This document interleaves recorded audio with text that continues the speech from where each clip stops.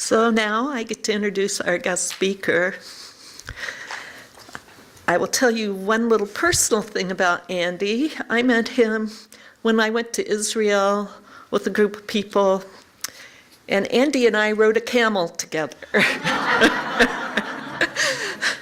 Andy has been and continues to be a student of the science of mind. He's been studying for about 23 years. For the past 7 years, he's been a licensed practitioner. Andy is the lead practitioner at the Center for Spiritual Learning, Greater Chico, and is now teaching the foundations of science of mind. He is a member of the Board of Trustees and one of 12 practicing members of the World Ministry of Prayer. Andy is going to speak to us today about gratitude. His title is Gratitude is an Attitude, Appreciate is a Verb. Please join me in welcoming Andy.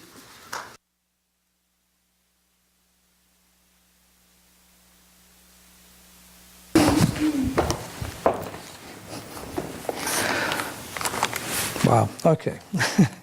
Good morning, everybody. Good morning. Yeah, it's such a pleasure to be here. And I got to meet Reverend Lisa, and I got to meet Reverend Susie. That's kind of nice. All in one. So, yeah, it is a pleasure and an honor to be speaking with you today. I appreciate you, and I really appreciate being here. You know, thank you for inviting me. In continuing this month's attitude of gratitude, as Reverend Terry said, my title today is Gratitude is an Attitude, Appreciate is a Verb. Before we get started, here's a little story about gratitude. There's a world-famous painter. I mean, she was really, really great, and she was at the prime of her career. And she started losing her eyesight.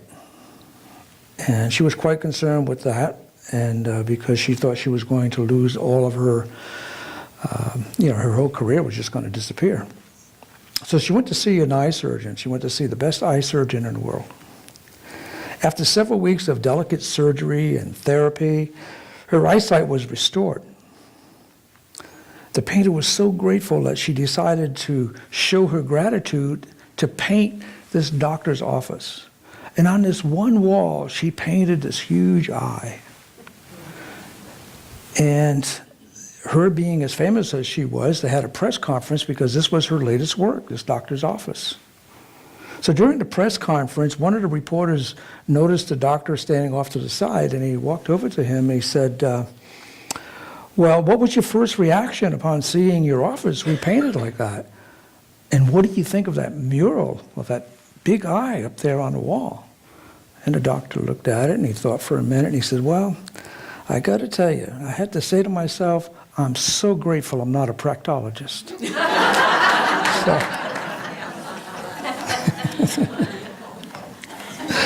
So, yeah. On a more serious note, there's a story about a Zen master who, upon returning to his home at night, he discovers a robber going through his things. And so he was kind of surprised. And then he startled the robber by saying, what are you doing going through my things? And the robber, he was really, whoa. He was kind of a little bit. So he said to the Zen master, he says, well, I'm here to rob you, but apparently you have nothing to rob.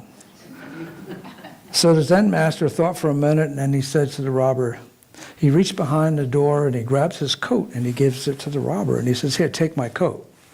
And the robber was kind of surprised. And so the Zen master said, here, take my coat, put it on, and follow me. So he put the coat on and he walked out the door and to a nearby field. And he tells the robber, here, sit down. So the robber sat down and he sits and the Zen master sits next to him. And he looks up into the sky and he says, you see, I have this beautiful moon up there and all of the stars. He said, I have more abundance than you could ever imagine. So the difference was he was appreciating, really appreciating everything that was given to him. Abraham Hicks says about gratitude and appreciation, gratitude is a one-time thing where there is a bad event in our lives and we are now on the other side. And we are giving thanks that we are finally out of it. The word gratitude carries a negative vibration, since when we give gratitude, we are still invoking a little negative vibration of the original event. Webster says the definition of gratitude is that it's a noun. It's a quality of being thankful, readiness to show appreciation. It's a state of being grateful and thankfulness. And finally, it's a feeling of appreciation. But that isn't appreciation. Abraham says appreciation is a better word. Appreciation implies a continual flow of everything that we are thankful for. And it's an acknowledgement of the continual flow of the abundance in our lives. It carries a positive vibration. In other words, when we're appreciating, we are in total sync with our abundance, and we are appreciating as what we're appreciating grows.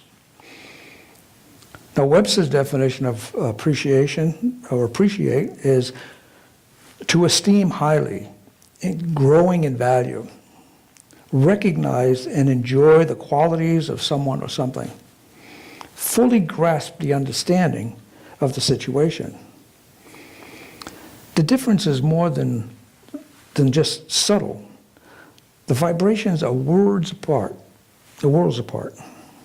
For example, if I say I'm grateful for my abundance, my wealth, whatever, at a subconscious level, there's a soft-spoken idea that says, man, I'm glad I'm over that. It's an implication of lack underneath the gratitude. The essence of what I have just overcome is really kind of still with me. There is that little negative that says, I'm grateful I'm not lacking. I'm grateful I'm not poor. And in that little thought, subconsciously, I'm giving just a little power to those words. Let me read you another explanation here from Mr. Hicks. Appreciation is very different than thank you or gratitude. It is a very different vibration. I invite you to feel into the difference and notice what that is. Thank you is nice. And it's something that we're taught to do. It tends to be something that is trained into us.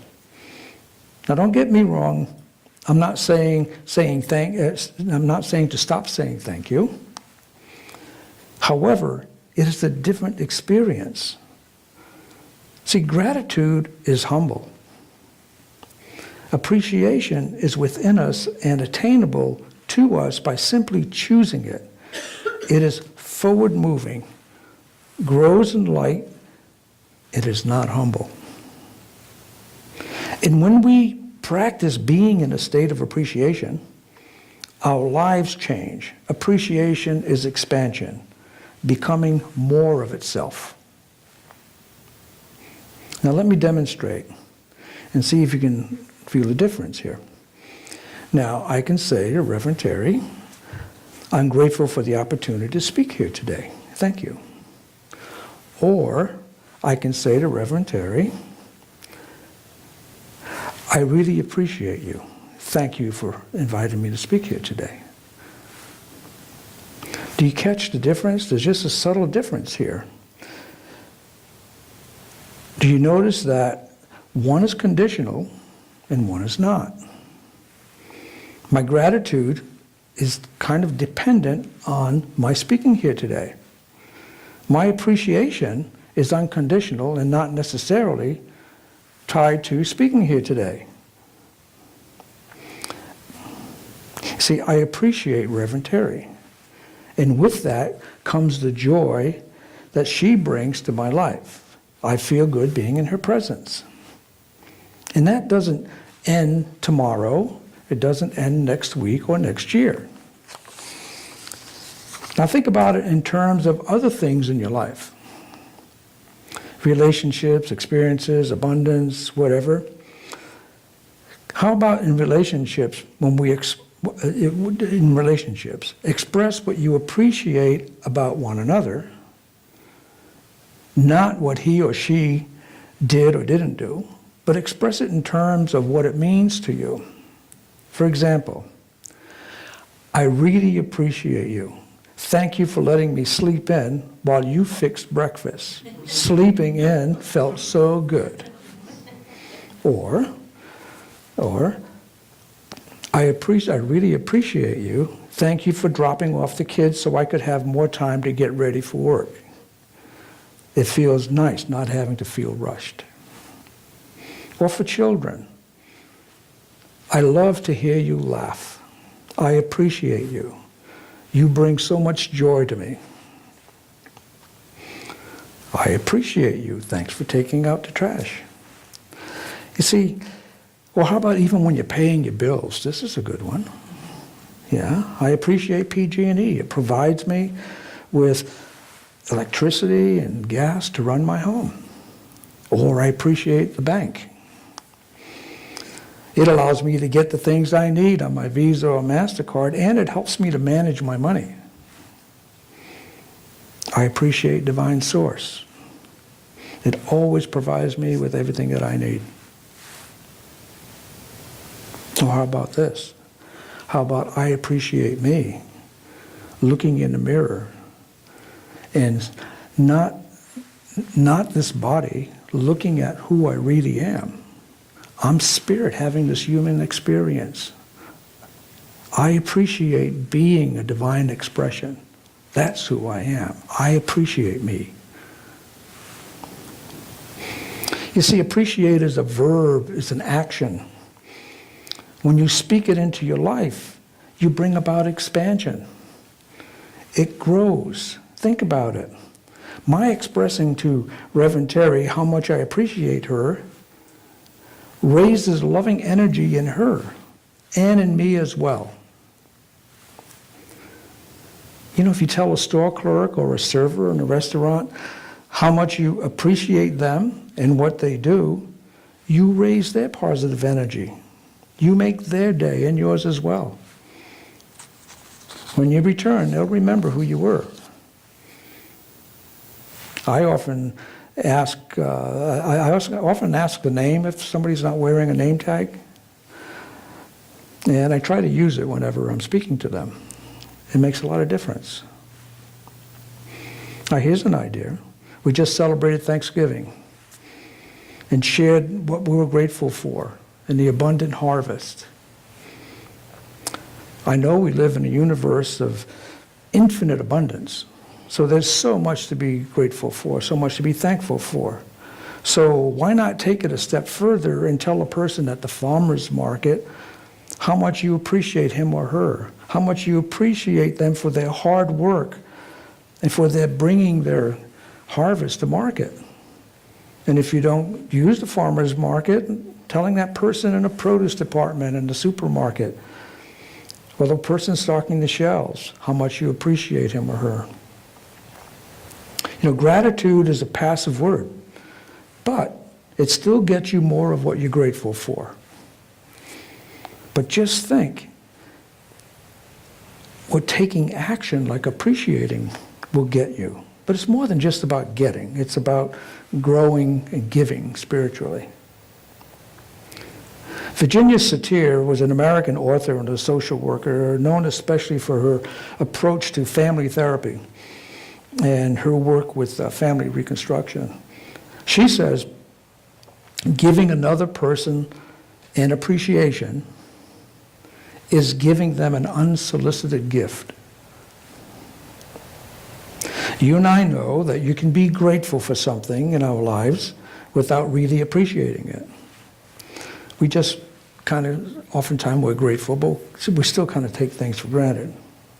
So shifting from gratitude to appreciation really involves being mindful, being more present, being in the now moment and being thoughtful. It's being aware and active of why we're grateful or what we're grateful for. It's being more alert, more attuned to what we are grateful for it generates feelings of appreciation. For example, I look at this beautiful facility. This is your spiritual home. Now, I can be grateful for it and say, this is a really nice place. It feels good being here. Or I can mindfully close my eyes for a moment and take it all in and start appreciating. I appreciate the love I feel when I come into this room. I feel the love of everything that went into creating it. I feel the joy and the love that went into the kids area, went into the fellowship hall and the bookstore and into this beautiful sanctuary. How it's really, when I come here, I was thinking of the old kind of Olive Garden old motto, when you're here, you're family. And when I come here, I do. There's so many familiar faces, and I really enjoy being here. And so I really appreciate that, and I appreciate this whole feeling that I get from being here, the whole experience. Now, you can appreciate almost everything in your daily life. When you sit down for dinner, instead of just expressing gratitude for the meal that's before you, look at what's before you. You can appreciate the appearance, the aroma, the color, the taste, the texture, the creativity of putting either a few simple or some exquisite items together to bring us all together. You can savor it. Appreciate those who made it possible, even if it's you. Appreciate your life, your health, your abundance. A walk in the neighborhood, a walk in the park, a day at the fitness center, movies, whatever pleases you. Be in the now moment. To paraphrase Thich Nhat Hanh, each thing we do is a prayer, a meditation. We start with gratitude, then mindfully go deeper into appreciation. Appreciation grows, it flourishes. Appreciation energizes, and it grows in value. It establishes that higher level of esteem. It creates the extraordinary out of the mundane. As you know, my wonderful wife, Maggie, is an artist. Now, she takes something ordinary, stone, a piece of copper wire, a handful of clay, and from it she creates something beautiful, something extraordinary. She sees in the ordinary things that I can't even imagine. One day, she invited me to a watercolor painting class at a friend's gallery in Red Bluff. Now, believe me, no one has ever mistaken me for an artist. I have enough trouble just drawing a straight line with a ruler.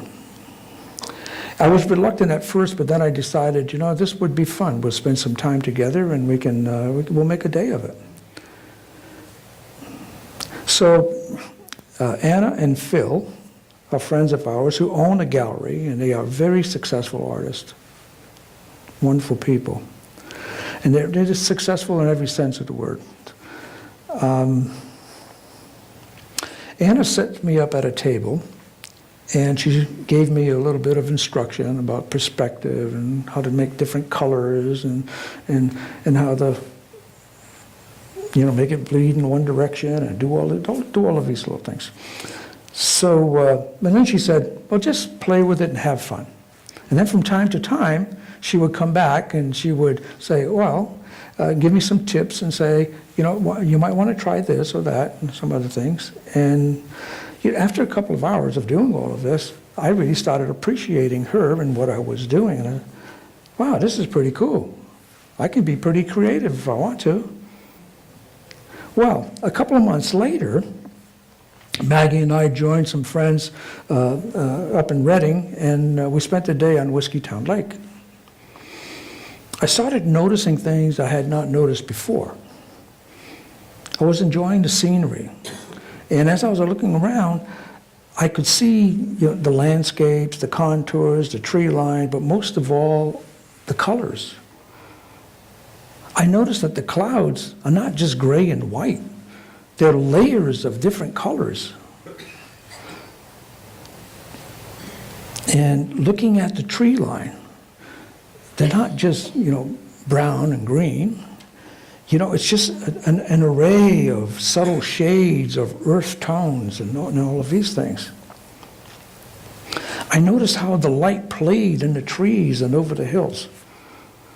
These are things I never noticed before. All this from appreciating Anna and appreciating what she had taught me. Being in a now moment.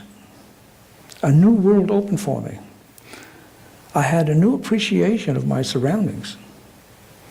Truly, appreciation grows. It flourishes and it stimulates the imagination.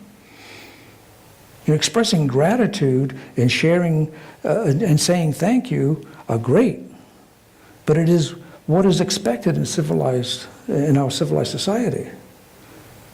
But sincere, from the heart appreciation is truly a great spiritual practice.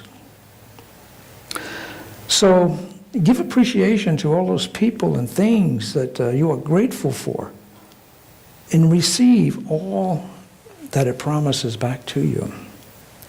You'll gain a whole new perspective, and it'll tickle your imagination, just as it did for Lewis Carroll when he wrote these words in Alice's Adventures in Wonderland and Through the Looking Glass. I wonder if the snow loves the trees and fields, that it kisses them so gently, and then it covers them up snug, with a white quilt. And perhaps it says, "Go to sleep, darlings, till summer comes again." Thank you. Namaste.